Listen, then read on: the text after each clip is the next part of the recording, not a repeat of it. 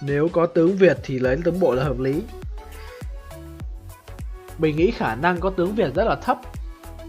Nhưng mà nếu mà thật sự nếu mà đặt trường hợp giả sử có tướng Việt đi thì mình nghĩ tướng kỵ chắc là khó. Tại vì người Việt mình không bao giờ là nổi tiếng với kỵ binh cả. Ngựa Việt Nam mình là vẫn là những con ngựa kiểu giống ngựa của Việt Nam vẫn là giống ngựa nhỏ, nhanh nhẹn, đi được đường núi nhưng mà vẫn là giống ngựa nhỏ, nó khác với ngựa Mông Cổ. Ngựa Mông Cổ rất là to, nó khỏe. Nên là Việt Nam mình nghĩ sẽ không có tướng kỵ. Cung thì mình cũng đang nghĩ là hình như Việt Nam mình không có ông tướng nào nổi tiếng với cung cả, nên có khi ra tướng bộ thật. Hoặc là tướng lãnh đạo, tướng lãnh đạo được. Việt Nam mình đánh đuổi Trung Quốc thì cho con tướng đánh đuổi quân Man Rợ là hợp lý rồi. Ê, hợp lý nha, mình thấy Việt Nam nếu ra tướng đánh Man Rợ được đấy.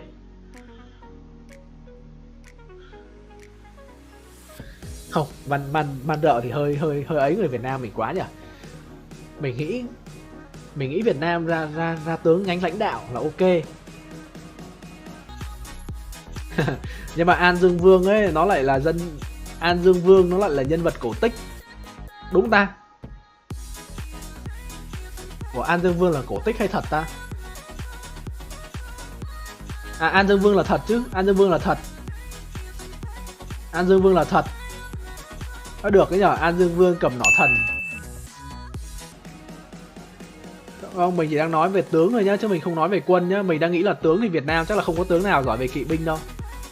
May ra thì bà Triệu thì lại là về voi rồi, mình thấy nó không liên quan lắm. Hai Bà Trưng là về voi chứ nhầm. Hai Bà Trưng là về voi, mình thấy nó không liên quan lắm. Kỵ binh thì mình thấy là Việt Nam không có ai nổi tiếng với kỵ binh hết á. An Dương Vương thật. Bây giờ mình cũng đang nhớ An Dương Vương hình như là thật. Bộ binh đa năng phòng thủ. Mông Cổ. Đạo kỵ binh cung.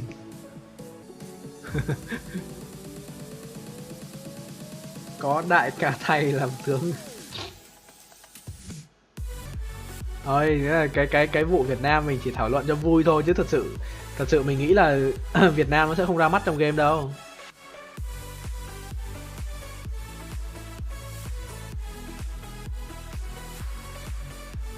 Võ Nguyên Giáp thì mình nghĩ là người ta không có lôi những cái nhân vật mà có ảnh hưởng lớn lịch sử vào đâu.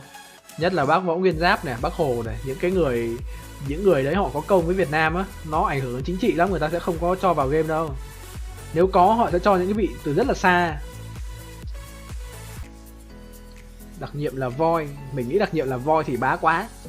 Bởi vì trong game nó chỉ có bộ với kỵ với cung thôi. Bây giờ mà ra đặc nhiệm voi mà các bạn nghĩ xem, nếu mà voi mà ra mà lại không đánh thắng với con kia thì kỳ quá đúng không? Ngày xưa voi nó ủi cái là chết hết rồi.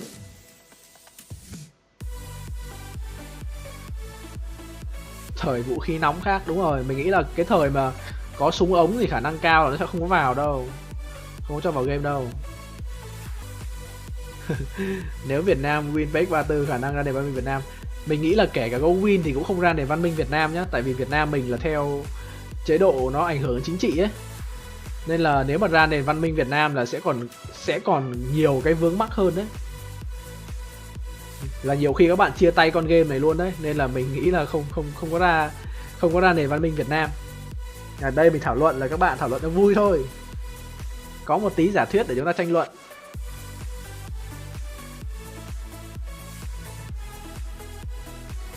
Thực ra nếu mà nói voi hình như là 34 cũng có voi mà.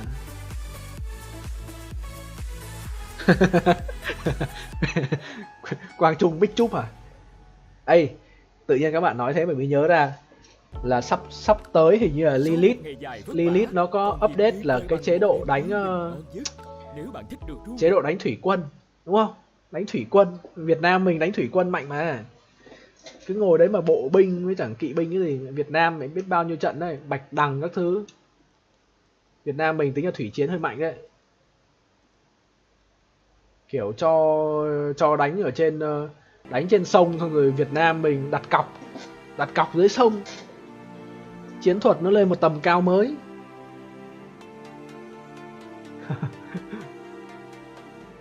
Mình nghĩ là các nền văn minh trong game hiện tại chắc là Việt Nam mình đánh thủy vẫn là mạnh nhất.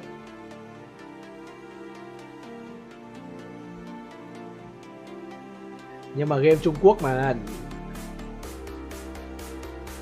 Hello Đồng Gaming. Nhưng mà game Trung Quốc ấy, mẹ nhiều khi nó mà ra thủy chiến ấy, nó lại ra thêm mấy ông Chu Du ra cắt lượng nữa, tái hiện trận xích bích nữa thì thua. Ai mà thắng được. Đúng rồi, yết kiêu đục thuyền.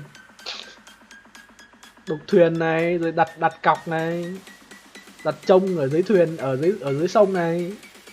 Tự nhiên nói mới thấy Việt Nam thủy chiến mạnh. Thủy chiến mạnh, bộ binh mạnh. Cung thì không có. Mình cảm giác ngày xưa Việt Nam mình không đánh cung thì phải. Bạn nào mà chơi đế chế thì chắc các bạn có biết cái con người ta gọi là con quẩy đá. Mình nghĩ là ngày xưa Việt Nam ít đánh cung, đánh quẩy đá là nhiều. Ví dụ Hàn Quốc, ok. Thực ra nếu như các bạn mà nói nước nào nạp nhiều nó ra tướng nước đó ấy, thế mình hỏi các bạn nhá. Thế liệu cái tộc Maya ấy, làm gì nó nạp game này nhiều? Mẹ Maya toàn thổ dân, lấy đâu mà nạp game này nhiều? Thế mà nó ra 2 tướng Maya đấy. Viking, mình nghĩ là cái việc nạp nó không ảnh hưởng đâu. Mình nghĩ là game nó cũng lựa những cái nền văn hóa hoặc những cái vị tướng ấy mà nó đã được nhiều game người ta đem vào rồi thì nó sẽ đỡ bị vướng vào chính trị. Còn nếu mà Việt Nam mình mà mang những cái con tướng, những cái vị anh hùng dân tộc của mình mang vào ấy là nó sẽ dễ vướng phải những cái về mặt pháp lý ấy. Có thể game nó sẽ bị cấm luôn, nên là nó sẽ hạn chế. Còn việc các bạn đã quá quen thuộc với việc là Quan Vũ cầm Thanh Long, Uyển Nguyệt Đao đúng không? Lữ Bố Chiến Thần. Trung Quốc là mấy cái đấy nó làm nhiều rồi nên là nó phổ biến. Việt Nam mình thì đâu có ai dám làm đâu. Viking thực ra là tại vì người ta làm phim làm game về Viking nhiều lắm rồi. Nên là cái game này nó đưa vào nó cũng chả sợ. Cái series phim Viking nó hay quá trời. Mà hình như cái tộc Viking trong game này cũng lấy cũng hôm trước có đóng quảng cáo, cũng là cái ông diễn viên đóng Viking đóng quảng cáo ấy thấy. Quên mất con Lữ Bố trong game này công nhận phế thật. Lữ Bố là tướng nạp mà thực ra cái thằng Lữ Bố ở trong truyện nó cũng, trong game thì nó bá thôi chứ trong truyện Lữ Bố cũng là thuộc cái dạng gọi là tay chân phát triển, lộn, đầu óc ngu si tứ chi phát triển. Cung thủ đó anh, cung thủ đội nón lá. Ở đế chế 2, đúng rồi, đế chế 2 có Việt Nam anh chưa chơi. Việt Nam mình có cái nỏ full talent. Được phết nhỉ, nghe được nhỉ. Ship 6 có 3 triệu. Cái game Civilization đấy cũng hay. Chơi hơi mất tham. Nó có update Việt Nam rồi mà.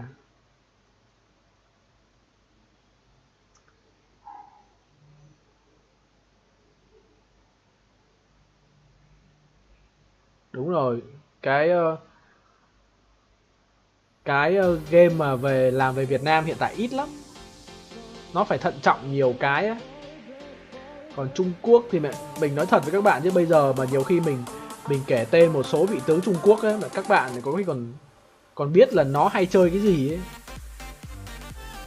Ví dụ bây giờ mình nhắc Trương Phi đi, mình dám cá với các bạn là đa số những anh em mà chơi game nhiều các bạn sẽ biết Trương Phi xài vũ khí gì đúng không? Hoặc là mình nhắc đến Hoàng Trung đi, nãy các bạn nhắc Hoàng Trung đấy, mình chỉ cần nói tên Hoàng Trung thôi là các bạn biết ngay là ông Hoàng Trung này ông ấy chuyên về cái gì. Đấy, Trung Quốc nó làm rất là nhiều game và phim về những cái vị tướng đó rồi, thành ra là nhắc cái là biết. Việt Nam mình thì nó hạn chế hơn nhiều. Còn nếu mà bạn nào mà rành về game nữa các bạn sẽ biết rồi, con Gia Cát Lượng đi, Gia Cát Lượng là thường ở trong game là người ta hay cho Gia Cát Lượng là xài phép, đúng không? Phép về xét về lửa. Còn nói về Chu Du đúng không? Mình nói các bạn là Chu Du mà trong game ấy là các bạn sẽ nghĩ ngay là Chu Du xài những phép về hệ hỏa, tại vì nó cứ lôi cái trận xích bích ra nó lấy Chu Du.